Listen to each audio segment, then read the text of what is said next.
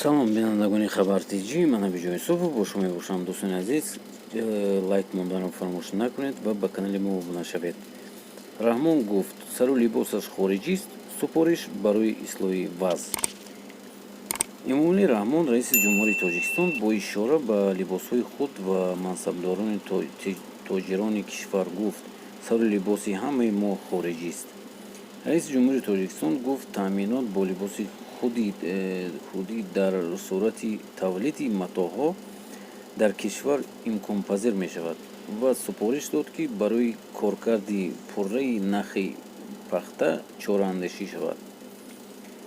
Эмомалӣ Раҳмон ҳафтаи гузашта ба Даврон Ахмедов, соҳибкор аз суд, ки соли равон 2 корхонаи саноатиро фаъол кард, тавсия дод, ки бозорро омӯзаду ҳисоб кунад ва дар оянда тавлиди матоъро низ роҳандозӣ намояд.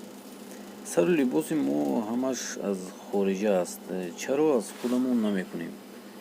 Матоъро тайёр кунем мешавад, изҳор дошт Эмомалӣ Раҳмон, зимни ишора ба либоси худу дигарон.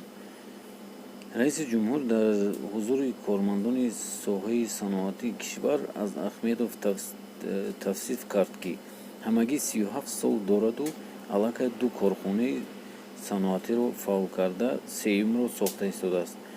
Ӯ таъкид намуд, ки соҳибкор бидуни кӯмак ба ҷалби сармояи мустақим ва ташкили корхонаи муштарак фаъолияташро роҳандозӣ намудааст. Даврон Ахмедов соли равон дар ноҳияи Питамен корхонаи тавлиди равғании растанӣ ва ноҳияи Ҷаббор Расулов корхонаи рисандагиро фаъол кард. ӯ ба раиси ҷумҳур гузориш дод, ки аллакай ба бунёди марҳилаи дигари корхона оғоз карда ният дорад ҳаҷми коргарди пахтаро то 5000 тонна расонад. Раиси ҷумҳури Тоҷикистон дастур дод, ки мақомдорони давлатӣ барои соҳибкорон дар масъалаҳои роҳандозии истеҳсолот ҳаҷмҷониба мусоидат кунанд. ин буд саволи имрӯзаи мо ва видеои имрӯзаи мо. дӯстони азиз,